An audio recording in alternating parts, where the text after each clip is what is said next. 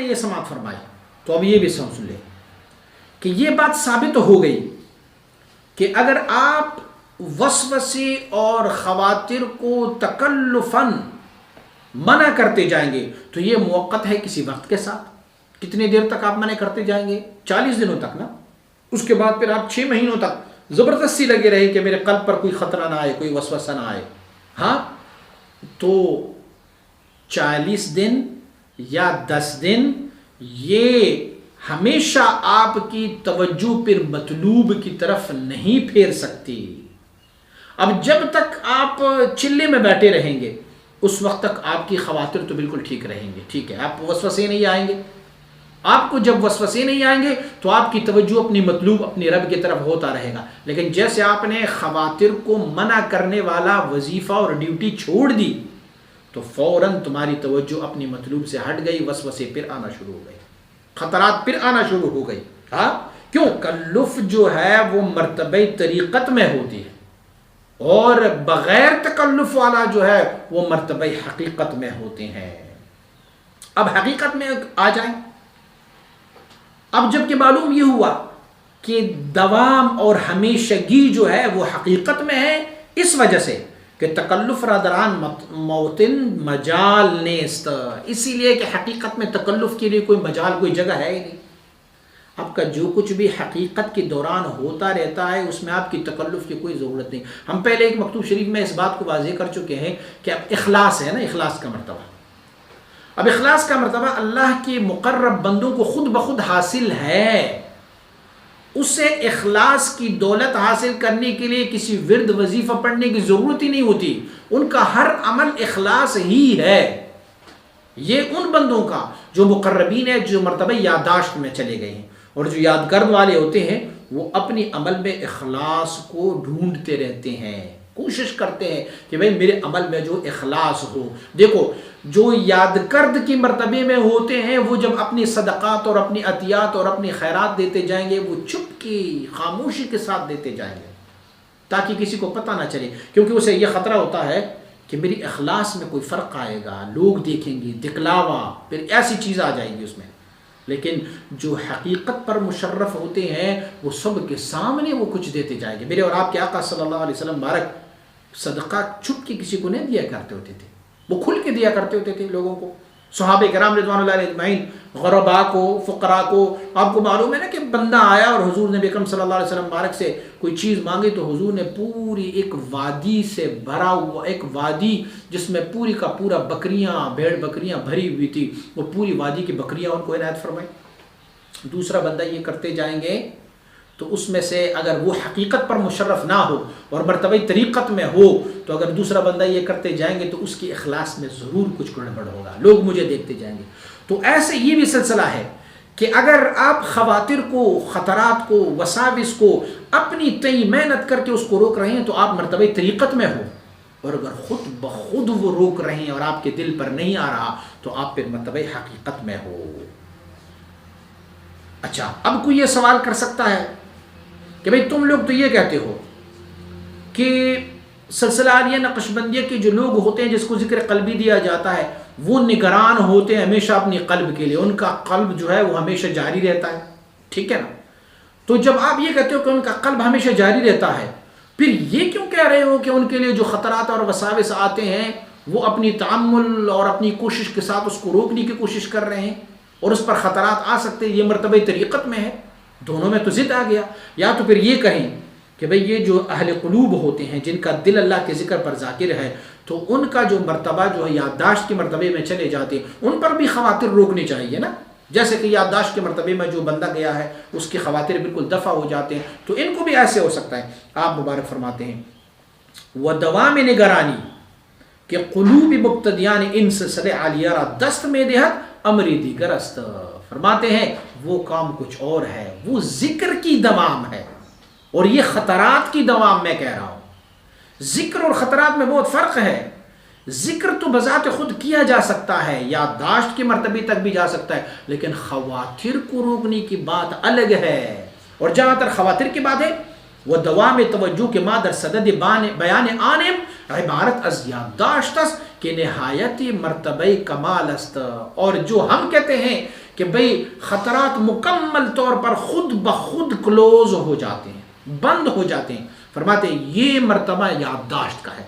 وہاں پر جو ذکر کا مرتبہ تھا، ذکر میں بھی یادگرد اور یادداشت کا مرتبہ ہے، اور اسی طرح خواتر میں بھی یادگرد اور یادداشت کا مرتبہ ہے.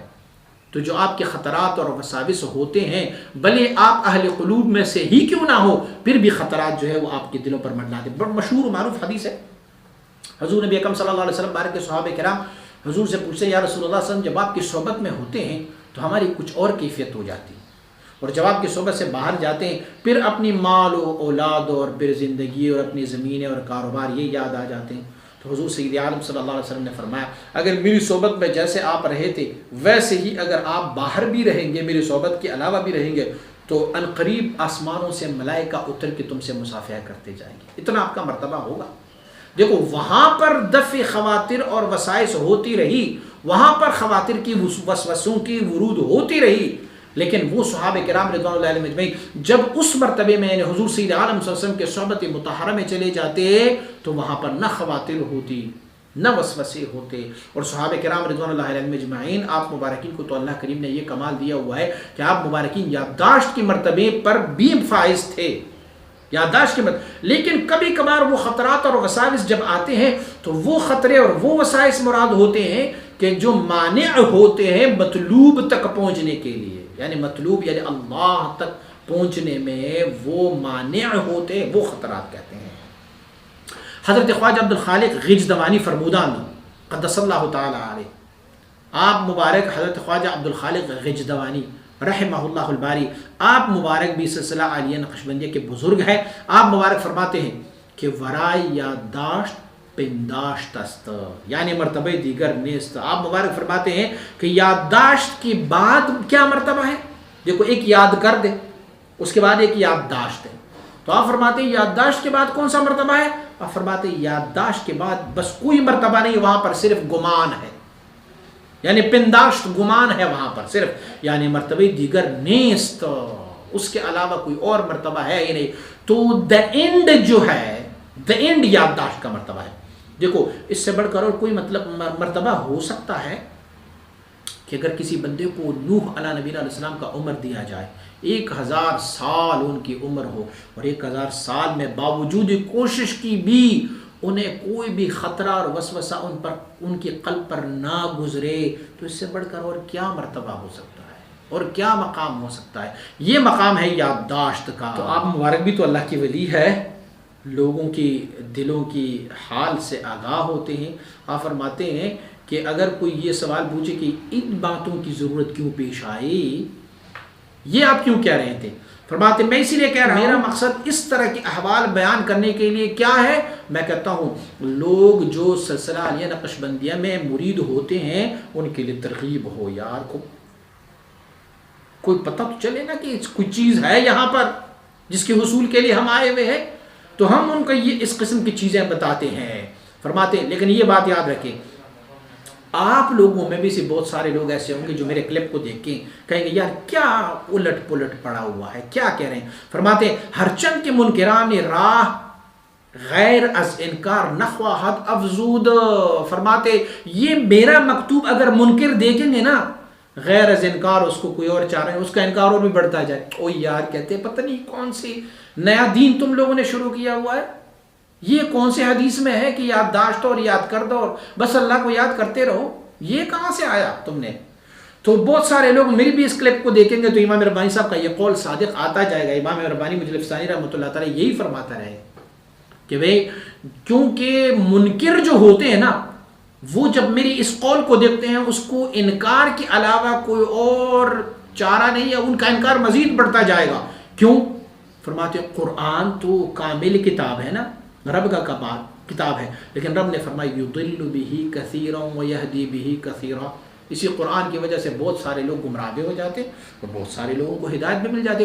تو میری ان کلام کو، اس مکتوب کو پڑھنے سے بھی بہت سارے لوگ جو ہے وہ گمراہ ہو جائیں گے. یار کہاں سے لیا ہوا ہے، کیسے لیا ہوا، کیا کہہ رہے ہیں؟ اور فرماتے ہیں حضرت مولانا روم رحمۃ اللہ تعالی نے فرمایا ہر کس افسانہ بخواند افسانہ است. کوئی اگر اس کو افسانہ اور قصہ سمجھیں گے تو وہ قصہ ہی ہوگا ان کی. وہاں کی دیدش نقد خود مردانہ است. لیکن جنہوں نے اپنی آنکھوں سے اس کو دیکھا ہوگا ان کے لیے تو نقد وقت ہے نا, اس نے تو دیکھ لیا ہے, ان کے لیے تو فسانہ نہیں ہے, ان کے لیے کہانی تو نہیں ہے. یعنی مین کہ میں نے دیکھا ہوا یہ سب کچھ, اسی لیے میری یہ حالت ہے. اور جس نے نہیں دیکھا وہ کہتے ہیں یار کیا قصے کہانی شروع کی ہوئی ہے, کیا قصے کہانی ہے. اور فرماتے دیکھو آبی لستو بقبطی خون نمود, دریائے نیل کا پانی ہوتا ہے لیکن قبطی کو وہ خون ہی دکھائی دے رہا ہے. کمال نہیں ہے. موسیٰ نبی علیہ السلام کی قوم جب کٹورے میں پانی لیا کرتے ہوتے تھے تو کٹورے میں سے انہوں نے کہا چلو ہم دونوں کٹورے سے اکٹھے پی لیتے. جب وہ کٹورے سے پی لیتے تو قبطی کے لیے وہ خون آتا, اور جو حضرت موسیٰ علیہ نبی علیہ السلام کے قول تھے بنی اسرائیل ان کے لیے وہ پانی ہی ملتا. اور قوم موسیٰ را نہ خون بود آب بود. موسیٰ علیہ نبی علیہ السلام کی قوم کے لیے وہ پھر خون نہیں ہوتا تھا, وہ پانی ہوتا. تو ایسی میری یہ اقوال بھی ہے, جو گمراہ ہوتے ہیں وہ مزید گمراہی میں چلے جاتے ہیں, اور جس کو رب نے ہدایت دی ہوئے اسے ہدایت مل جاتا ہے. والسلام مع الاکرام.